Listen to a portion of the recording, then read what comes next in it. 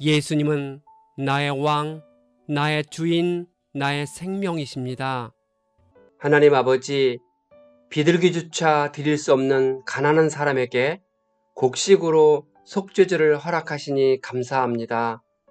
번제, 소제, 화목제, 속죄제, 속건제의 제사의 목적과 과정을 깊이 연구하여 참다운 삶의 본질을 깨닫도록 인도하여 주옵소서.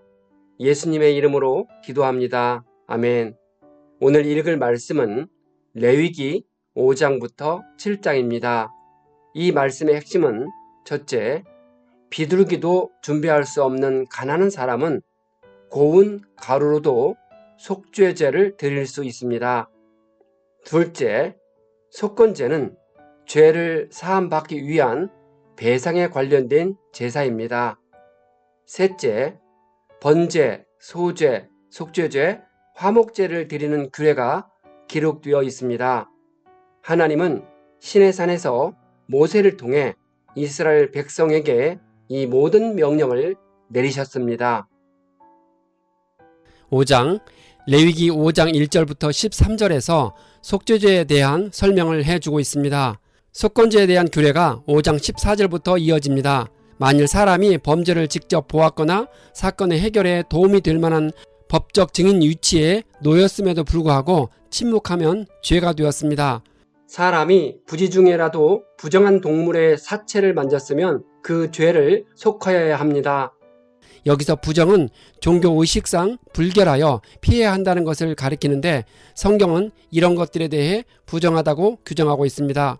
그런 규정은 현대인의 눈에는 사소하고 자의적인 것처럼 보일지라도 당시 이스라엘 백성들은 그러한 훈련을 통하여 거룩하신 하나님의 거룩한 백성으로서의 구별된 삶을 살아가는 방식을 배웠습니다. 그리고 하나님은 일상생활에서의 거룩함을 통해 마음과 영혼의 거룩함을 이루어가도록 이끄셨습니다. 누구든지 생각 없이 맹세했을지라도 잊고 있다가 나중에 깨달았으면 그 죄를 사해야 합니다. 자기가 저지른 죄로 인해 암양이나 암염소를 속죄제물로 바쳐야 합니다.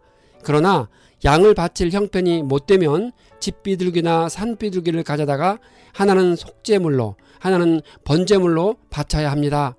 제사장이 죄를 속하여 주면 용서를 받습니다. 너무 가난해서 비둘기 2마리조차 바칠 형편이 못되면 속죄제물로 고운 밀가루 10분의 1 에바를 바쳐야 합니다.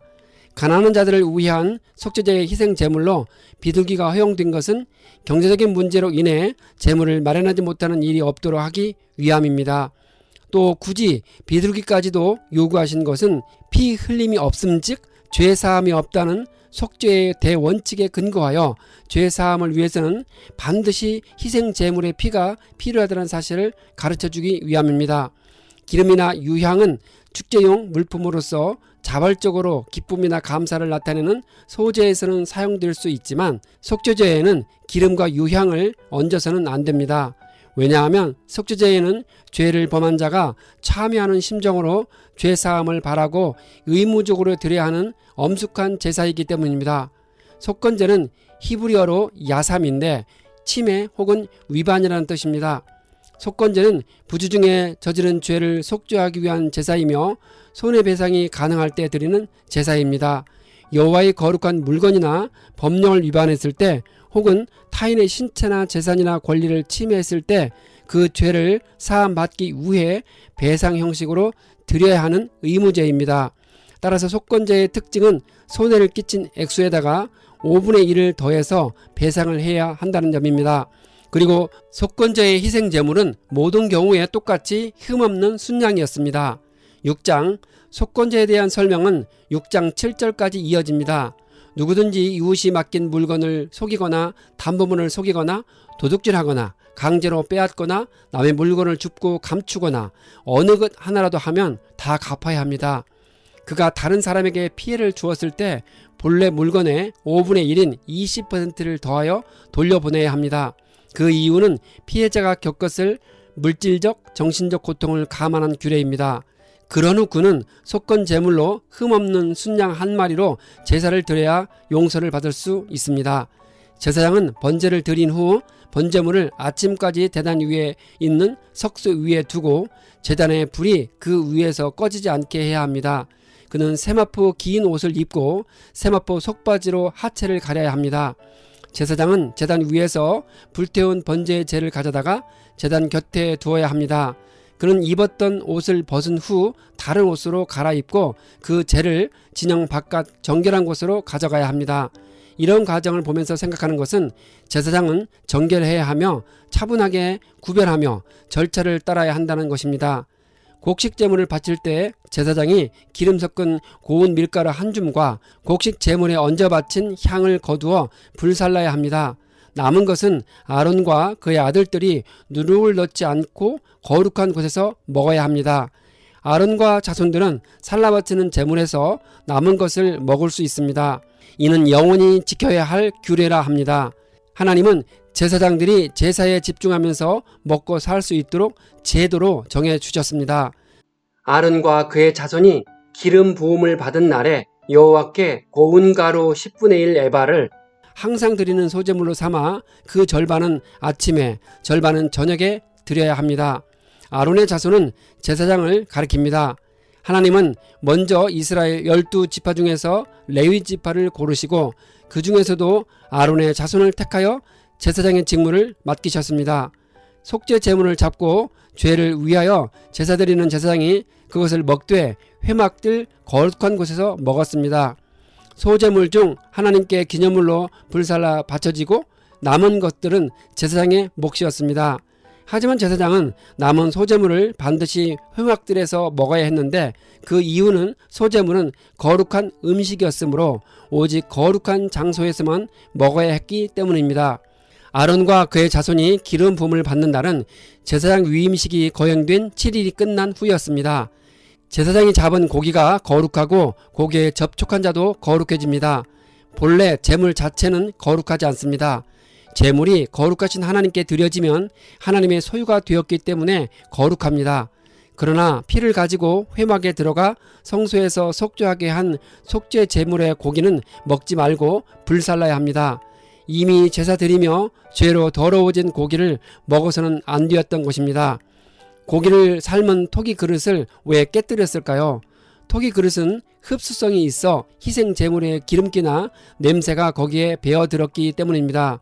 따라서 토기 그릇에 일반 음식을 담았을 경우 하나님의 성물이 훼손당하는 결과를 초래하기 때문입니다.